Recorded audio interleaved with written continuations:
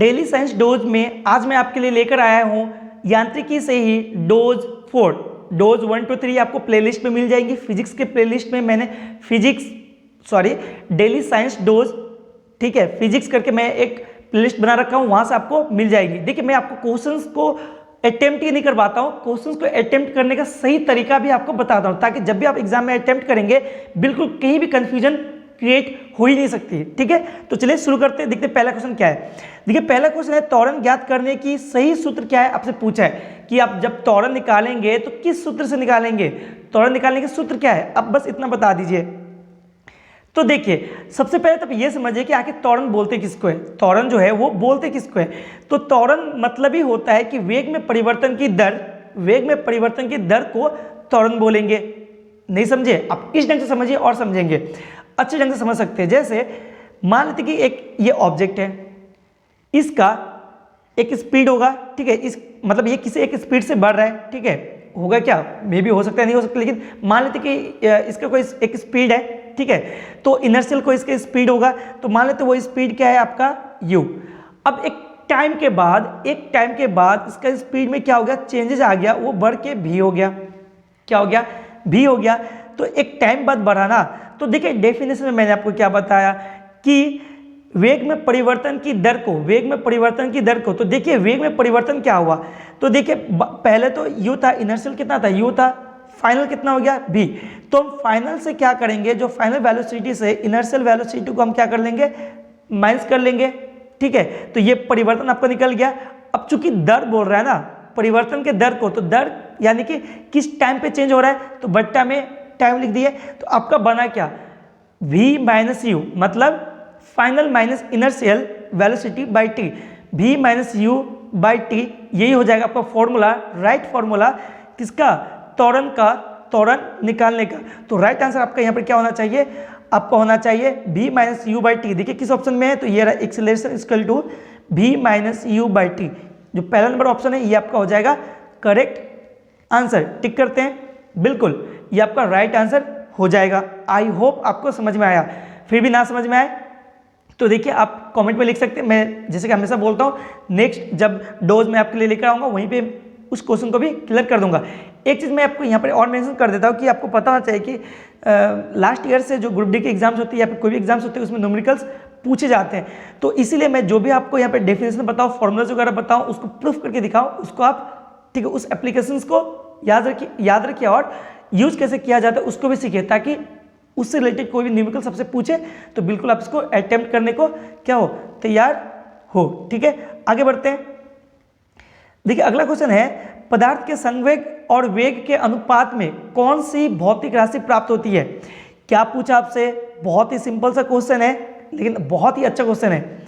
पदार्थ के संवेग और वेग, संवेग और वेग के अनुपात से कौन सी भौतिक राशि प्राप्त होती है। कैसे करेंगे, देखिए मैंने आपको बताया, मैं अप्रोच बताऊंगा आपको, ठीक है। ऐसा नहीं कि मैं आंसर सिर्फ क्या करूं, टिक करूं और निकल जाऊं, ऐसा नहीं है। मैं आपको अप्रोच बताता हूं, आंसर कैसे टिक करेंगे इसको, ठीक है। तो देखिए आपसे क्या पूछा, संवेग और वेग के अनुपात को क्या बोलते हैं, ठीक है, मतलब से कौन सी भौतिक राशि प्राप्त होती है। तो सबसे पहले तो ये बताइए कि संवेग, मोमेंटम यानी कि संवेग बराबर होता क्या है। तो देखिए संवेग बराबर होता है, ऐसे समझिए, जो आपका संवेग होता है ना, संवेग बराबर ही होता है आपका मास इंटू वेलोसिटी, मतलब द्रव्यमान गुना वेग, ठीक है। मैं यहाँ पे लिख देता हूं mass into velocity, velocity, mass into velocity. अब देखिए आपसे क्या पूछा, संवेग और वेग के अनुपात को, मतलब संवेग और वेग के अनुपात से कौन सी भौतिक राशि प्राप्त होती है। तो देखिए हमको पता है कि संवेग बराबर होता है मास इंटू वेलोसिटी, तो क्या हम बोल सकते हैं, चूंकि आपसे पूछे संवेग और वेलोसिटी का अनुपात को बताइए, तो संवेग और वेलोसिटी का अनुपात को निकालते हैं। तो यानी आपका हो जाएगा मास, इधर हो जाएगा मास इक्वल टू हो जाएगा संवेग, ठीक है, संवेग बट्टा वेलोसिटी, ठीक है, वेलोसिटी इधर आएगा तो ये गुना, ये भाग में बदल ही जाएगा, है ना।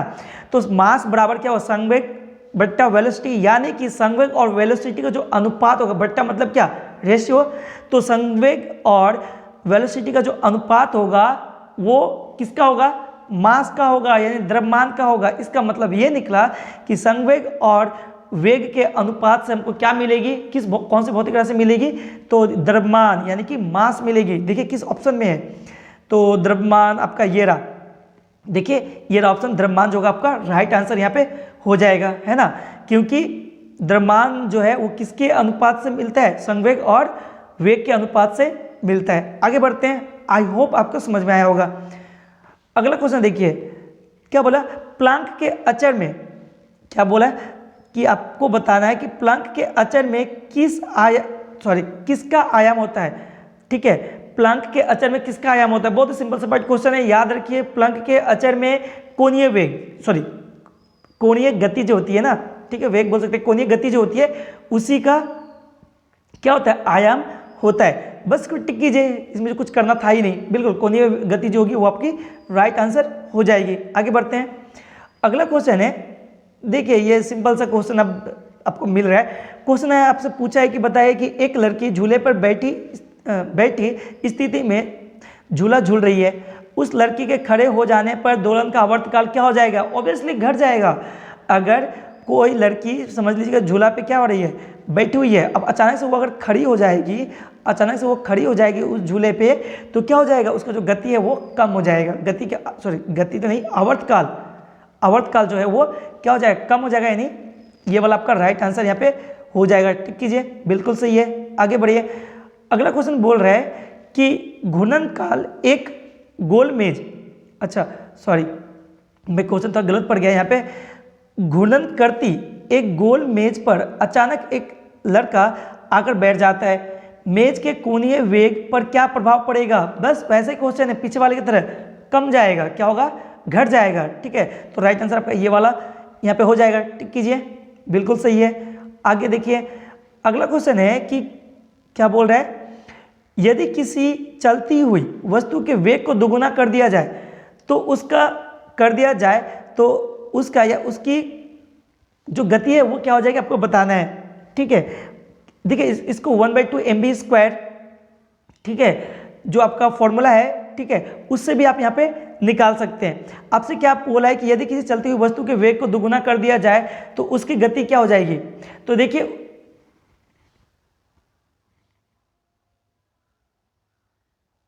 तो देखिए हमेशा याद रखिए कि यदि किसी चलती हुई वस्तु के वेग को दोगुना कर दिया जाए ना, तो उसका या फिर उसकी गति जो होगी वो क्या हो जाएगी, चौगुनी हो जाएगी। कितना हो जाएगी, 4 गुना हो जाएगा। ठीक है, क्या हो जाएगा, 4 गुना। तो देखिए किस ऑप्शन में, तो ये रहा आपका ऑप्शन, ये रहा, गति ऊर्जा जो है वो चौगुनी हो जाएगी। ठीक है, आगे बढ़ते हैं, अगला क्वेश्चन को देखिए। अगला क्वेश्चन है कि किसी पिंड के द्रव्यमान तथा भार में अंतर होता है क्योंकि, किसी पिंड के द्रव्यमान तथा भार में अंतर होता है क्योंकि, देखिए बहुत ही बेसिक सा क्वेश्चन है ये, आपको पता होना चाहिए कि द्रव्यमान जो है, जो द्रव्यमान होता है वो कभी बदलता नहीं है। ठीक है, नॉट चेंज्ड, ठीक है, ये कभी बदलता नहीं है, लेकिन भार जो है वो हमेशा बदलता रहता है। ठीक है, स्थिति के अनुसार वो क्या होगी, बदलती रहेगी। आप इसको ऐसे समझिए, जैसे आप अगर चांद पे जाएंगे, ठीक है, तो वहाँ पे आपको जो द्रव्यमान है तो आप वो द्रव्यमान आपका रहेगा ही, लेकिन भार जो है वो चेंज हो जाएगा। मतलब भार जो भी आपका 1/6 हो जाएगा। मतलब अगर आपका 60 kg है तो इसका 1/6 कितना हो जाएगा, 10 kg। आपका वेट वहाँ पे कितना रह जाएगा, वेट जो है, भार जो है वो 10 kg का रह जाएगा, लेकिन आपका जो द्रव्यमान है वो चेंज नहीं होगा। यानी आपका राइट आंसर यहाँ पे क्या होना चाहिए कि द्रव्यमान स्थिर रहता है जबकि भार परिवर्तनीय होती है। ये वाला ऑप्शन आपका राइट हो जाएगा, बिल्कुल। ठीक है, चलिए आगे बढ़ते हैं, अगले क्वेश्चन को देखते हैं। अच्छा, अगला क्वेश्चन देखिए, बहुत ही अच्छा क्वेश्चन है। बोल रहे हैं कि बाह्य बल सक्रिय ना हो या है, या क्या है। अच्छा एक मिनट, आधा क्वेश्चन ही आपको दिख रहा होगा, मेरे को भी दिख रही है। अच्छा, पूरा क्वेश्चन को देखिए, अब पढ़िए क्वेश्चन को कि किसी भी स्थिर या गतिशील वस्तु की स्थिति और दिशा में तब तक कोई परिवर्तन नहीं होता जब तक उस पर कोई बाह्य बल सक्रिय ना हो। ठीक है, मतलब आपसे पूछा है कि बताइए कि ये न्यूटन की कौन सी गति का नियम है। ठीक है, न्यूटन के कौन से गति का नियम है। बोल रहे हैं कि किसी स्थिर या गतिशील वस्तु की स्थिति और दिशा में तब तक कोई परिवर्तन नहीं होगी, तब तक कोई परिवर्तन नहीं होगी जब तक उस पर कोई बाह्य बल सक्रिय ना हो। ठीक है, बोलने का मतलब ये है कि मान लेते हैं कि बॉल है जो कि फील्ड में पड़ा हुआ है, तो पता है ये तब तक उसी स्थिति में रहेगी जब तक इस पर कोई अलग से फोर्स ना लगे। वो बहुत तरह का फोर्स हो सकता है, अगर हवा है वो भी उसको फोर्स लगा के आगे क्या करेगा, धकेल देगा। लेकिन अगर कोई बाहर फोर्स ना लगे तो ये लाइफ टाइम वैसे ही पड़ा हुआ रह जाएगा। ठीक है, तो ये न्यूटन के किस नियम से पता चलता है, न्यूटन किस नियम में ये बताया है? तो देखिए ऑप्शन को, ये रहा। तो न्यूटन का देखिए पहला ऑप्शन क्या है, न्यूटन गति के प्रथम नियम, द्वितीय नियम, ठीक है, या तृतीय नियम, या फिर गैलीलियो का गति नियम। याद रखिए न्यूटन का प्रथम नियम। ठीक है, सिंपल सा राइट आंसर इसका क्या हो जाएगा, न्यूटन के प्रथम नियम के अनुसार उसने बोला था कि अगर कोई वस्तु, उसने सिंपल से क्या बोला कि अगर कोई वस्तु स्थिर है तो वो स्थिर ही रहेगी, गतिशील है तो गतिशील ही रहेगी, जब तक कि उस पर कोई बाह्य बल का प्रयोग ना किया जाए। ठीक है, आई होप समझ में आया। आगे बढ़ते हैं। अगला क्वेश्चन है, किसी असंतुलित बल द्वारा किसी पिंड में उत्पन्न त्वरण, ठीक है, क्या होता है? तो याद रखिए किसी असंतुलित बल द्वारा किसी पिंड में उत्पन्न त्वरण जो होता है वो हमेशा बल के अनुक्रमानुपाती होती है, मतलब डायरेक्टली प्रोपोर्शन होता है। ठीक है, बल के सीधा प्रोपोर्शन वो डायरेक्टली प्रोपोर्शन होगा, यानी कि आपका राइट आंसर भी क्या होना चाहिए, अनुक्रमानुपाती होता है, बल के अनुक्रमानुपाती होता है। ठीक है, आई होप समझ में आया। आगे बढ़ते हैं। अच्छा, अगला क्वेश्चन देखिए, न्यूटन के गति के तीसरे नियम के अनुसार क्रिया तथा प्रतिक्रिया में संबंध बल है। ठीक है, संबंध बल क्या है वो आपको बताना है। तो याद रखिए, ऑप्शन चाहिए तो ये देखिए, ये ऑप्शन। तो हमेशा याद रखिए कि हमेशा भिन्न भिन्न वस्तु पर ही, जो आपका ये है न्यूटन के गति का जो तीसरा नियम जो बोल रहा है वो हमेशा क्या होना चाहिए, भिन्न भिन्न वस्तु होना चाहिए। भिन्न भिन्न वस्तु पर ही ये प्रतिक्रिया बल क्या होती है, लगती है, क्रिया तथा प्रतिक्रिया बल लगती है। तो आपका राइट आंसर भी क्या होना चाहिए, आपका राइट आंसर ये रहा, हमेशा भिन्न भिन्न वस्तुओं पर ही लगती है। अच्छा, यहाँ पर मैं एक आपको फैक्ट बताता हूँ। ठीक है, देखिए हमेशा याद रखिए कि जो न्यूटन का गति का जो तीसरा नियम है, इससे आपको क्या, संवेग संरक्षण का नियम, ठीक है, मिलता है। ठीक है, लगभग उसको समझाने की कोशिश किया गया, लेकिन याद रखिए कि जो आपका संवेग संरक्षण का जो नियम है ना, वो क्या है, भास्ट सा एक टॉपिक है। ठीक है, ये बहुत बार क्या होता है, बहुत सी वस्तु में क्या होती है, संवेग संरक्षण का नियम तो लगती है, लेकिन उसके क्लियरिटी आपको न्यूटन के गति का तीसरा नियम से नहीं मिल सकता। ठीक है, याद रखिए, ये अच्छा सा पॉइंट है जो काफी स्टूडेंट को पता नहीं होती है। ठीक है, आई होप आपको समझ में आया। तो बस इस डोज में इतना ही, मिलते अगले डोज जो कि डोज 5 लेकर आऊंगा मैं, वहां पर भी अच्छे क्वेश्चन को जो राइट आंसर टिक करने का सही अप्रोच मैं आपको सिखाऊंगा। ठीक है, तो चलिए मिलते हैं अगले सेशन में, तब तक के लिए थैंक यू। पढ़ते रहिए और सीखते रहिए।